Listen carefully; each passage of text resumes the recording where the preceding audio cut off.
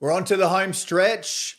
Module 5, the final module of the short course of digital prospecting strategies.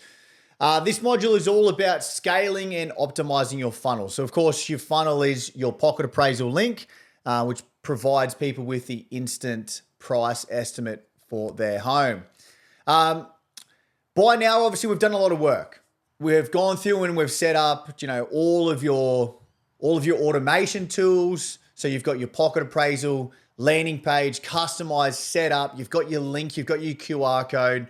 You've set up your ManyChat now as well. So your Instagram page is now obviously doing conversations with anyone who arrives at your profile. And by now you should have really started to start creating content. Okay. I've walked you through CapCut, editing, and what type of content you should be making. The final piece of the puzzle is now understanding how to drive more traffic to your lead source. So let's dive into this. The first thing I want to highlight is print media strategies. Now, I know that we're talking about digital strategies and online strategies here, but I want to use this opportunity to really walk you through how to better optimize your print media strategies. So we're talking online and offline, but I want you to really bring all of this into one ecosystem. It's not only going to make it easier to manage, but it's actually going to give you more opportunities at the same time. Now, what you'd be doing, I would assume, with all of your new listings is you're sending out just listed flyers, doing letterbox drops, whether it's you doing it yourself, you've got a distributor doing it, or one of your team are doing it for you. But you should be doing just listed flyers for all of your new listings. Now, the same applies, of course, with your just sold. As soon as you've sold it, you should be putting flyers out for that as well. The big difference here, of course, though, is what you're doing at the moment is you're probably putting your name, your number, your email address, whatever it might be on that flyer, and you're expecting people to call you. Now, we can probably both agree here that no one's calling you, right? You might get one out of, 10,000 flyer drops. So let's work on some strategies on how to better optimize that callback rate. Or more importantly, let's get people to scan your QR code and remove the friction. So I mentioned on one of the earlier modules to use the QR code for print media. So I want you to have a look at the action items. So in the print media strategy, I want you to have a look through that list. There's a ton of things you can use on that list. So just listed, just sold flyers, open home brochures. So open home brochures, you've got so many buyer sellers coming through your open home and they're taking the brochure with them. So when they get home in the afternoon after doing their open home run for the Saturday, they sit down with, their husband or their wife, and they're discussing what properties they liked for that day. They're looking through the flyers, right? Or the brochures, sorry. When they are looking to sell their property, you're going to have a little QR code on there as well to say, if you want to know the value of your property, you can instantly scan this. So that is going to start giving you more buyer sellers, okay? Now, of course, you're going to be following those people up. You've already got their contact information. But again, it's just a frictionless way to start generating some opportunities. As I said earlier as well, signboards are a great opportunity. If someone's out walking their dog in the middle of the night, they can walk past one of your signboards. It's a really common way to get neighbors finding out the value of their property as well. And then, of course, you've got community involvement, whether it's local sponsorships or something similar. You can put your QR codes anyway. If it's in front of the local footy club, Jordan Bain sponsors, the Essendon, blah, blah, blah, whatever it might be, right? So it's a great way to get the community involved. So when people are walking past or at the local game, whatever it might be, they can quickly scan that easily and without any friction.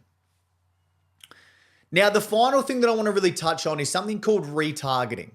Now, retargeting is an online paid strategy. Everything that you're doing at the moment online isn't necessarily paid. Yes, I know there's paid software that you're paying for. However, I haven't discussed paid advertising strategies. Retargeting is a paid advertising strategy, okay? Now, what retargeting basically is it's a advertising strategy on Facebook, Instagram, etc., that gives you the opportunity to re-engage with anyone who's previously engaged with your page, okay?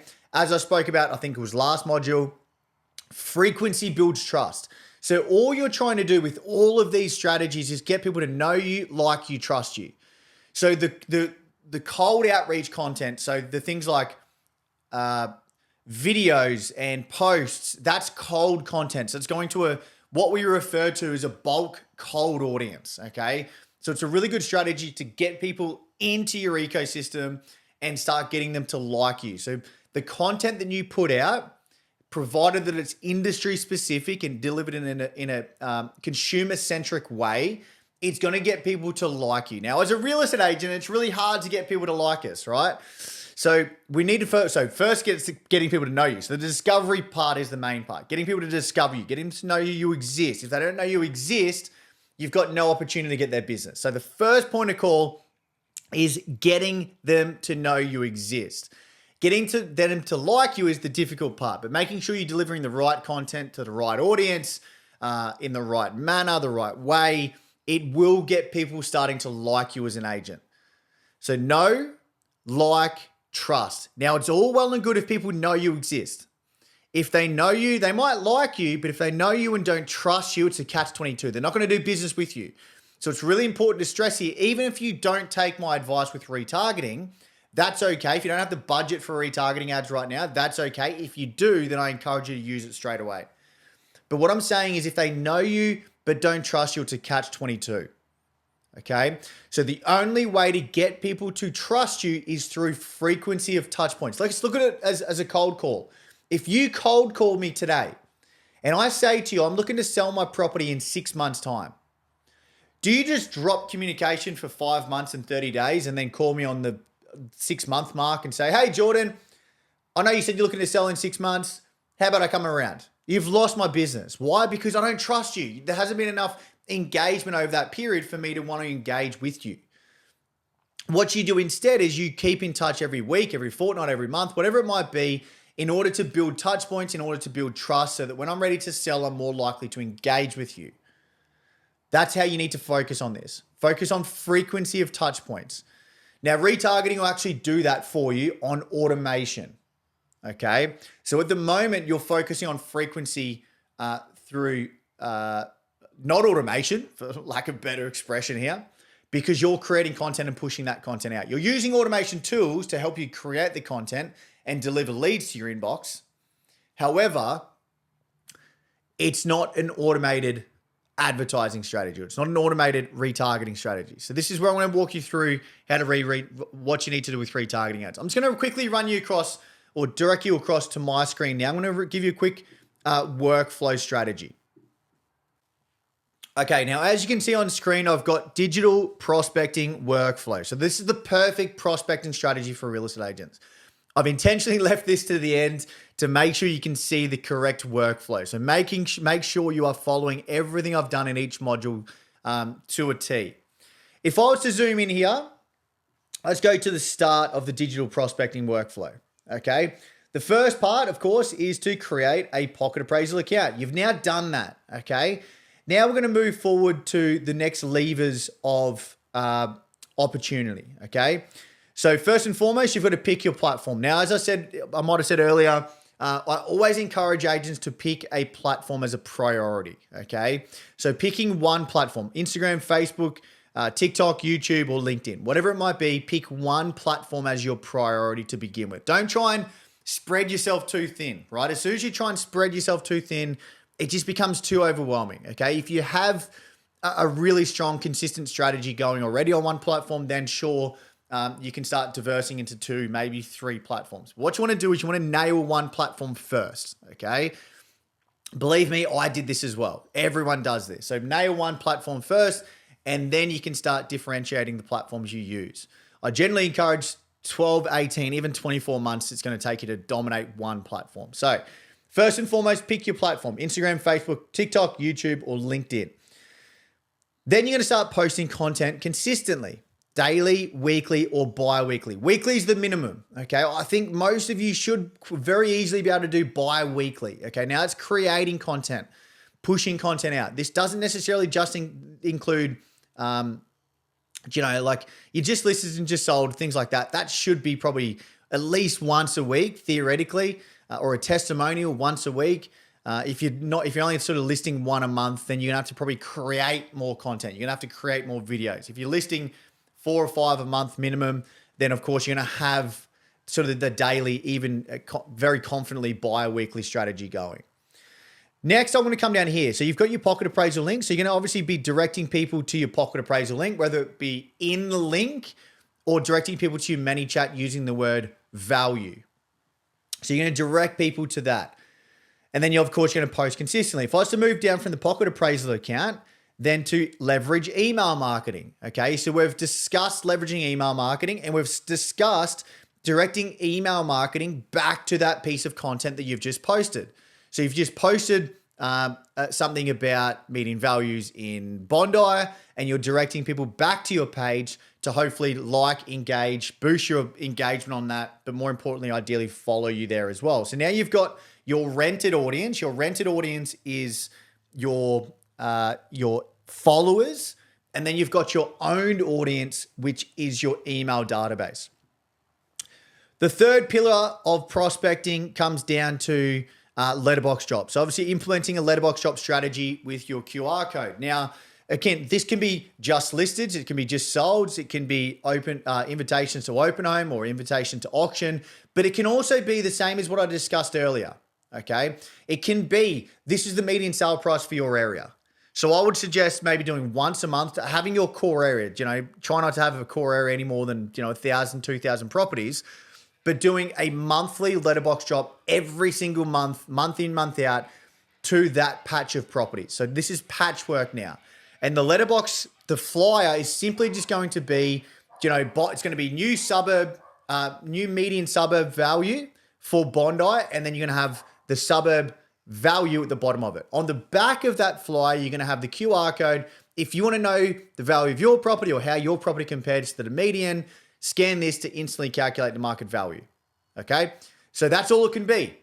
It's such a brilliant brand awareness strategy, a heavy guerrilla saturation strategy. It's bulletproof. Trust me, you will be shocked with the amount of scans you get from that. Now, this is where I'm bringing you across to retargeting ads. So running retargeting ads using the most successful posts, okay? So if you're creating content regularly, you're going to start seeing what posts perform better. Now, the performance is going to be based on a number of things. Likes, shares, and saves. They're the key metrics. Yes, you can track views, okay? But it's not as important as likes, shares, and saves. So Instagram loves that. Instagram, Facebook, they love that like, share, save component. So once you start identifying clear key performance pieces of content, you're then going to run that for probably a month or 2 months, maybe 3 months if it's really good, as a retargeting ad. So what it's going to actually do is it's going to retarget people who have previously engaged with your previous content, okay? Or even engaged with your pocket appraisal link. So anyone who's clicked on your ad, anyone who's clicked see more, anyone who's liked it, even if they haven't given you their details, they're going to start getting followed around the internet with your ads, okay? It is prospecting on steroids, and all of you are very familiar with this. Let's say, for example, you're in the market to buy a new handbag, or you've been looking at flights with Qantas or whatever it might be, or Flight Centre. All of a sudden, these businesses start following you on the internet. Better yet, you're all actually familiar with it with my ads. How often do I show up in your newsfeed on a daily, weekly, monthly basis? I can almost guarantee for most of you, I don't show up any less than every 2 days. You're probably seeing me in your newsfeed at very least every 2 days. That is retargeting. I'm not purposely pushing myself into your newsfeed or pushing my ads into your newsfeed. The algorithm is doing the heavy lifting for me. It knows that you've previously engaged, you've clicked on something. You might not have even booked a call yet or signed up to any of my stuff yet. But because you clicked on it or you engaged with it, it knows that you're in my key audience. And that'll generally be about 5 to 20% of people who you're pushing your ads out to, okay? So running retargeting ads and then rinse and repeat. Just keep doing the same thing over and over again. You'll be so surprised how powerful retargeting ads are, and more importantly, how simple this prospecting workflow is, digital prospecting workflow is, once you sort of get the rhythm of it, okay? Now, that's pretty much it, guys. Outside that, the only other suggestions I can make is making sure that you're putting your link into your Instagram, Facebook bios. Make sure you're putting your link at your email signature, things like that, right? Optimize it as much as possible, but use all of those Google Docs. In all the action items, it is so detailed in those action items. It'll tell you exactly what you need to do. And I promise you, as I said, I'll eat my hat if this doesn't work for you. I'm going to wrap it up there, guys. Hopefully that's enough for you. There is also the option to schedule a call below this video, of course, as well in the action items. If you want to really go into detail around your strategy, if you want us to run your online advertising for you and really deep dive a more personal strategy, if you don't want to go just off sort of this sort of set and forget strategy I've given you, book a call below this video in the action items. Let's have a chat about what we can do. Outside that, guys, I've really appreciated your attention. Hope you've enjoyed it too. Good luck. Please let me know how you go with it. I love getting the feedback on how agents find this kind of stuff. So please send me a DM on Instagram or Facebook. Instagram is my main platform, so send me a DM on Instagram or shoot me an email. But good luck, guys. Hope you've enjoyed it, as I said, and we will hopefully see you soon.